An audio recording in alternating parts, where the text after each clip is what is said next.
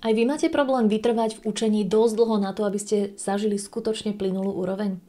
Dám vám na to veľmi jednoduchý trik zo sveta produktivity. Je to tzv. Pravidlo 2 dní. V praxi to znamená, že budem sa učiť každý deň po troške, keď len 15-20 minút, ale základom je, aby som nevynechala 2 dní po sebe. Takže aj keď sa stane, že mám nejaký deň naozaj extrémne nabitý a vôbec som sa k tomu jazyku nedostala, na druhý deň to nemôžem urobiť. Nemôžem vynechať, jednoducho musím všetko preto urobiť, aby som sa tomu jazyku venovala.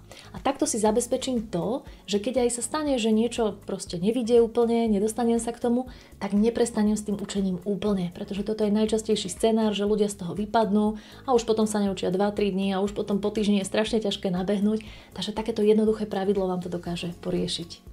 V prelinkovanom videu nájdete aj ďalšie praktické tipy na to, ako v učení vydržať dlhodobo. Nájdete tam tiež odkaz na bezplatný e-book, tak si ho nenechajte uísť.